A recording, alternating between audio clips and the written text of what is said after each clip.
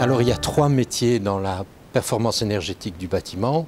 Un de ces métiers, c'est la certification énergétique, c'est-à-dire qu'il s'agit de donner à l'acheteur ou au loueur la certification, la certitude que le bâtiment remplit un certain nombre de performances et qui lui permet de quantifier ses dépenses énergétiques dans le futur, dans le cadre de son achat ou de sa location.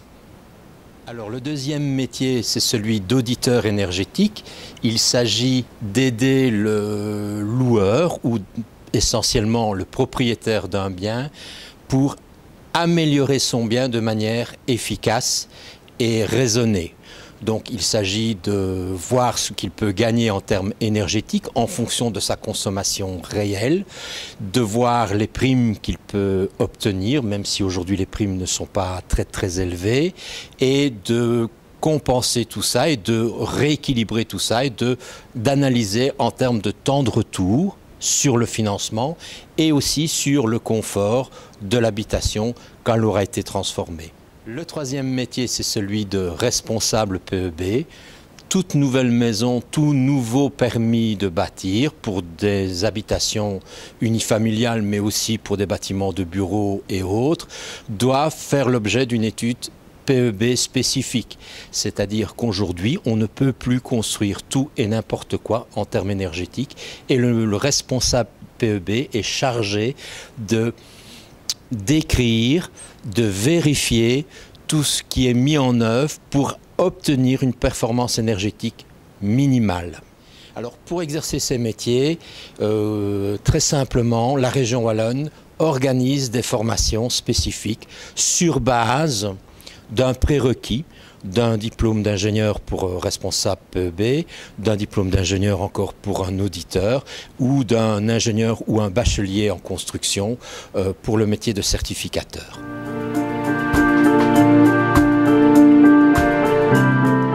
Alors aujourd'hui, outre les métiers de bureau d'études et de concepteur, il y a des implications importantes au niveau de la mise en œuvre et de l'exécution. S'il n'y a pas réellement de nouveaux métiers, il y a des renouveaux dans le métier. Isoler, on fait ça depuis très longtemps, mais isoler comme on va devoir le faire est un métier spécifique qui exige des perfectionnements des connaissances, du soin à apporter dans le détail, dans les masses qui sont en jeu. Il y a à côté de ça des nouveaux métiers, je pense par exemple à l'étanchéité à l'air du bâtiment, qui n'existait pas il y a 10 ans d'ici, tous les métiers de la ventilation du bâtiment, qui n'existaient pas il y a 15 ans d'ici. Et donc il y a des nouveaux métiers qui apparaissent et qui exigent des nouvelles compétences, si ce n'est des compétences qui doivent être remises à jour pour certains métiers. Je pense par exemple à l'isolation, au métier du châssis, entre autres.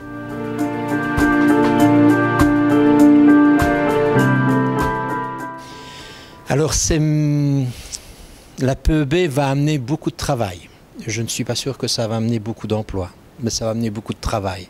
Dans le métier de la construction, y compris dans la PEB, on voit apparaître des gens des pays où le dumping social est clair et évident. Ça m'attriste un petit peu parce que quelque part sur le papier c'est pas mal l'isolation, mais que derrière ça il n'y a aucune garantie, aucune certitude de performance. On a presté ou fait semblant parfois de prester et je suis assez inquiet de la tournure que les choses prennent aujourd'hui.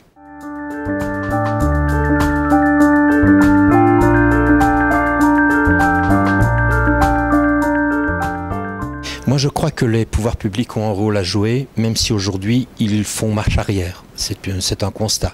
Depuis le mois de mai, les primes à l'isolation, à l'amélioration énergétique ont sérieusement diminué. Alors, les pouvoirs publics ont un rôle à jouer parce que, quelque part, dans la mission de responsable PEB, la définition d'exigences élevées, même si ce n'est pas des devises, de l'argent donné par le pouvoir public, mais le niveau d'exigence imposé force forcément à avoir un travail plus fin, un travail plus conséquent.